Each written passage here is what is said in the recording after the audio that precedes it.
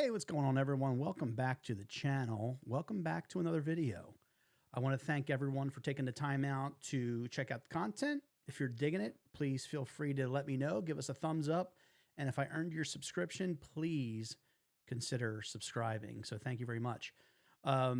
So we're in full presidential election mode, right? We got the Democrats, we got the Republicans. They're going for it's primary season. So for the Republicans, there's a wide field.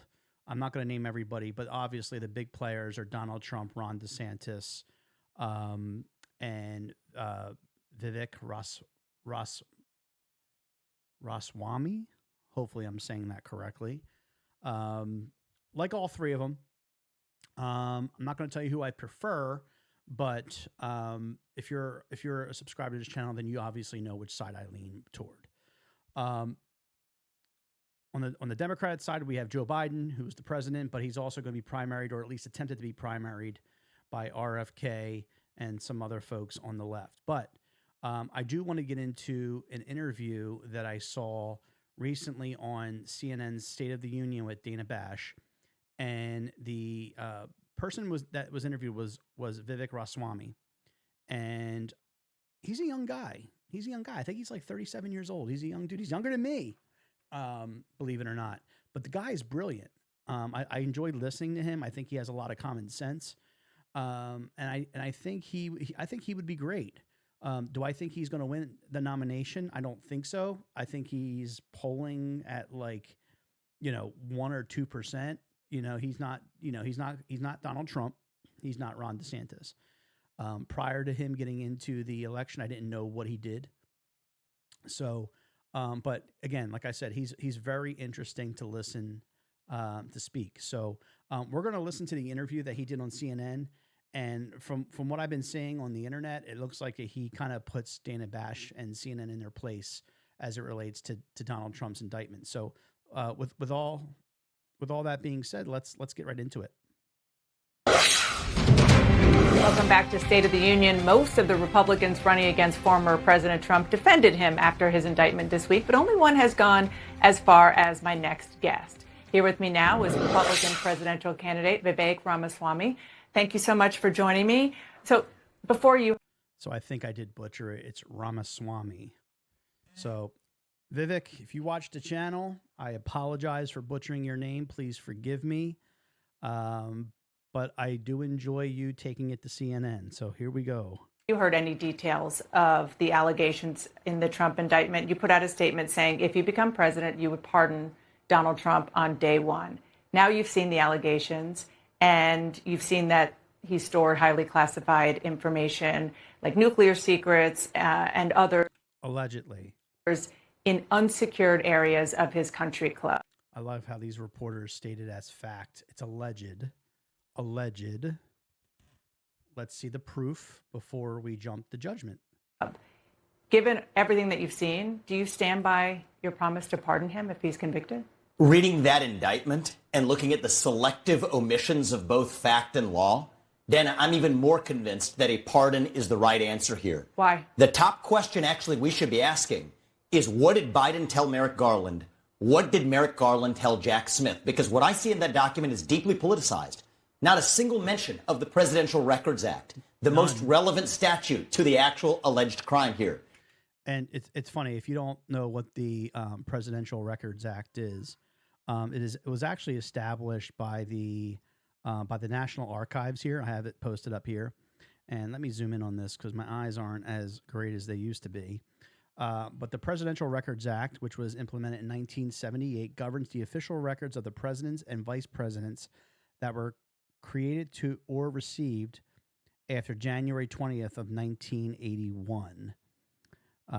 It looks like here, let's just get to the meat potatoes. Specifically, the Presidential Records Act establishes public ownership of all presidential records and defines the term presidential records, requires the vice presidential records to be treated the same way as presidential records, places the responsibility for custody and management of the incumbent presidential records with the president. So that's a key one right here. Requires that the president and his staff take all practical steps to file personal records separately from presidential records. allows the incumbent president to dispose of records that no longer have administrative, historical, informational, or evidentiary value once the views of the archivist of the United States on the proposed disposal have been obtained in writing.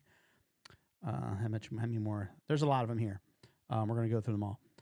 Establishes law that the incumbent presidential records, whether textual or electronic, held on courtesy storage by the archivist, remain in the exclusive legal custody of the president, and that any request or order of access to such records be made by the president, not the National Archives. So that's an important one right there. Sorry, my little light went out here. That's an important one. And that one right there is probably going to end up making or breaking this case. So this is important. So what Vivek is arguing is that the indictment doesn't include any of this. Let's go back here. Selective statements from President Trump's statements on the campaign trail in 2016 about classification and how he'd treat it, without one mention of the fact that he actually, after he was elected in 2016, said he would not prosecute Hillary Clinton and would not want to see her prosecuted. And by the way, no one's mentioned this yet. This was what stood out to me.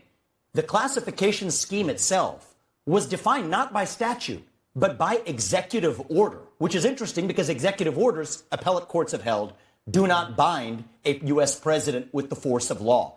So this is selective prosecution. I think it's irresponsible not to have included any treatment of those facts or law in this indictment. It reeks of politicization, which is why I want to go back. I'm not a lawyer. Don't pretend to be one. But if I'm an outsider, which I am looking in on the situation based on Vivek's explanation of that, and I'm curious whether or not Dana Bash will challenge that argument, it sounds pretty convincing. Back to the top question that the media actually should be asking: what did Biden tell Garland? What did Garland tell Jack Smith? That's what you need to get to the bottom of.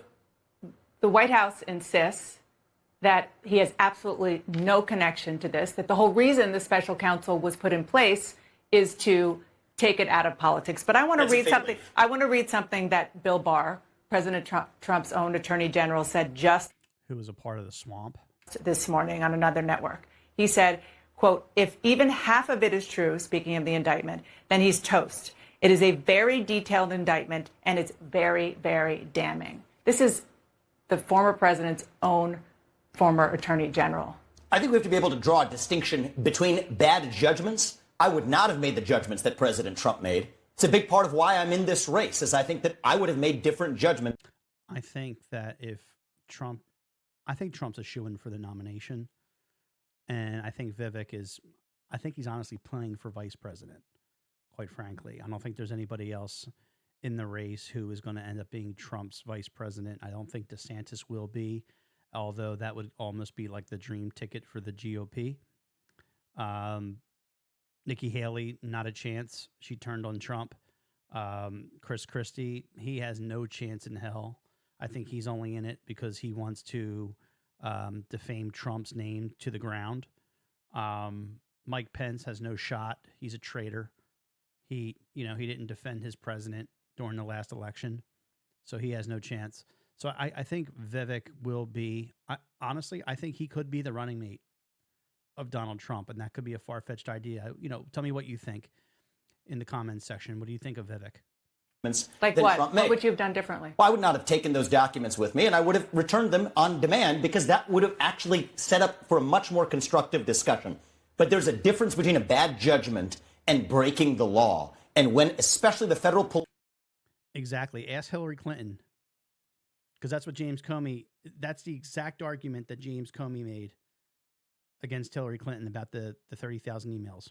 Police apparatus conflates the two. That's a threat to liberty for everyone, not just President Trump, but every American, where every misjudgment is treated as a violation of law. What really matters is the relevant law, including, by the way, how Judge Jackson interpreted the Presidential Records Act in 2012 in the Clinton sock drawer case. Not a single mention of the most relevant statute in that document means that indictment is a politicized document. That's why I want to get back to the bottom of the politics behind it, and we need transparency there.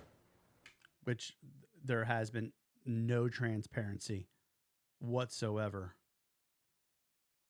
According to the indictment, quote, the classified documents Trump stored in his boxes included information regarding defense and weapons capabilities of both the Allegedly. United States and foreign countries, United States nuclear programs, Allegedly. potential vulnerabilities Allegedly. of the United States and its allies to military attack, and plans for possible. The bottom line is this: if Trump was the president of the United States, if he could have declassified that at any point, it didn't matter what was in there. If Trump felt the need to declassify it, he can declassify it. That's the power of the presidency. Whether you like it or not is a different story. Whether you think it's ethical or not to do it, that's a different story. But as president of the United States, you can declassify anything that you'd like. Retaliation in response to a foreign attack. So we are talking about very, very sensitive information, which allegedly, Trump allegedly stored in a bathroom, ballroom, in his bedroom. Allegedly. Is that more than just bad judgment? It's very bad judgment, no doubt about it. So you do have issues with that? I do, if those allegations are true. By the way, the reason we have a court of law is, and I am personally deeply skeptical of everything in that indictment. So I will not believe it until we actually see it aired in a court of law. And the reason I don't believe it, Dana. Where were they the last couple of years before Trump decided that he was going to rerun? Wasn't that important, I guess. They were just kind of waiting and seeing whether or not Trump was going to run for president again. And then they were going to do everything they could to take him out. Is the selective omission of a bunch of other facts that should have been in that indictment. A treatment of a bunch of other statutes that are relevant to this alleged crime that were mentioned nowhere, that I personally have no faith whatsoever in those vague allegations. So if those are true, yes, I think that's reflective of very bad judgment. I'm skeptical that it even is true. But the bottom line is we cannot conflate a bad judgment with a violation of the law. That's what it's at. And we should note, as you know, when an indictment is, in order to get an indictment, it has to be approved by a grand jury. Yeah, if you have people who hate you or that are anti whomever you are, they're going to do everything they can. There's a comment, I think Vivek will eventually get to it, but I think Vivek does make the comment as if, he basically says, there's a thing in law school where you can indict a ham sandwich. You're going to get anybody to indict anybody. What they taught us in law school is that you can get a grand jury to indict a ham sandwich. Just on principle, do you think it would be a mistake for the Republican Party to nominate somebody who is facing serious federal criminal charges? Look, I'm in this race to win this race because I think we need to move forward as a country. I think we go forward with the agenda if we're grounded in first principles and moral authority. That's why I'm in this race. But that's not for you or I, or certainly the Federal Administrative Police State to decide. That's for the people of this country to decide. Federal Administrative Police State? That's pretty strong. That's exactly what it is. Well, it's true. It's one-sided. It's one-side rule. You can't tell me this is not election interference. They literally waited until he decided to run and made the announcement to rerun for president. Then they started going after him for these records. And they started bringing all these allegations to light. I mean, just look at the history of it. What's at work here, right? You have a federal administrative state. The police arm of that state is, for the first time in U.S. history, not only indicting a former president, but indicting currently a lead candidate against the U.S. president. Right. That is not the stuff of the United States of America. It's like stuff that you'd see in like Russia or China or North Korea or any sort of communist socialist state. America. That is the stuff of banana republics. Wow. And if there was ever going to be a case brought against a lead political rival for a sitting U.S. president, it better be locked down and airtight, not an indictment that fails to mention the most relevant statute that's actually at issue. Yeah, well, it is, obviously, as you said, it is unprecedented. I should say that there have been democracies that have prosecuted, put criminal prosecution. Where in America? There is no democracy like America.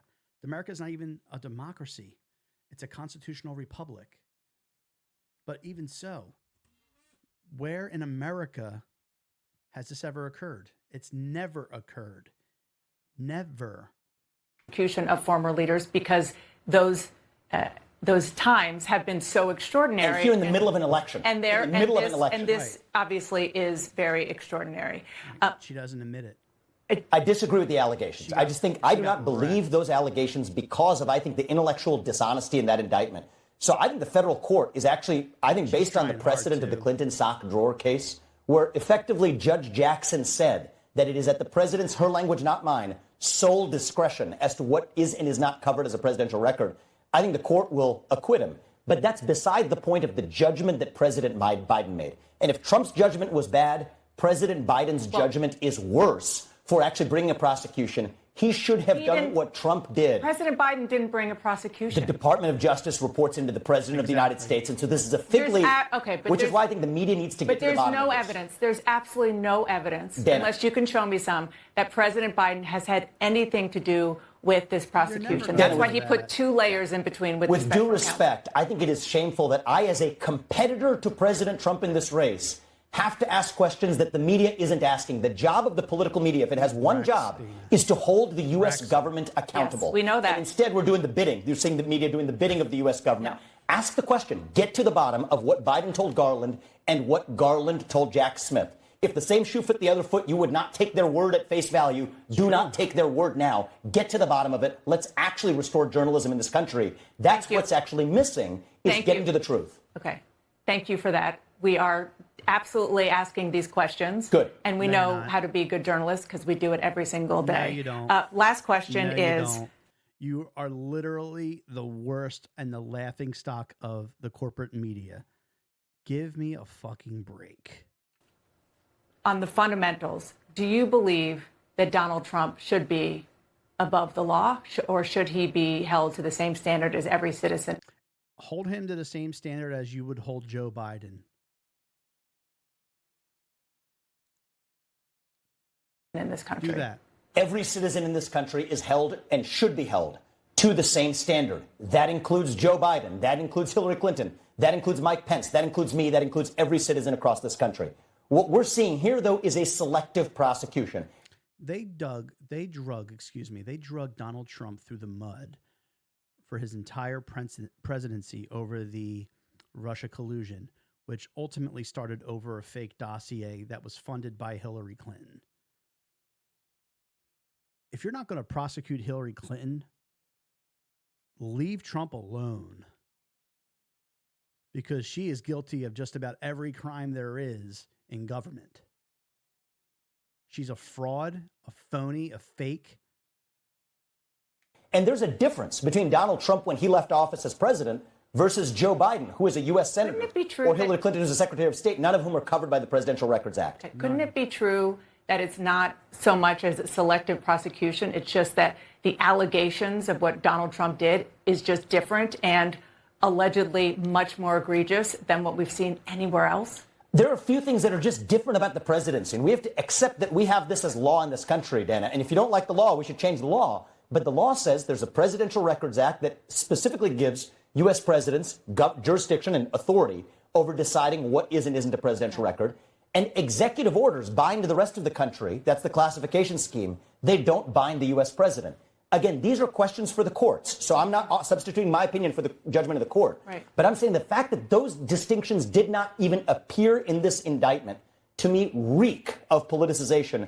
Because it's not meant to put Trump in jail, because we know that's never going to happen. It's meant to push him out of the race. They do not want him to run. It's never been about putting Donald Trump in jail. They know the charges are bullshit. They know the charges up in New York were bullshit.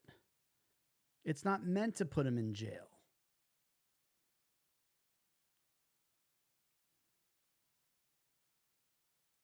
Which is why I am deeply skeptical of the face value claim that the White House wasn't involved. That's what I want to get to the bottom of. Vivek Ramaswamy, candidate for the Republican nomination. Thank you for your time, sir. Thank you, Dana. Appreciate it. So, what do you all think? Do you think Trump is innocent?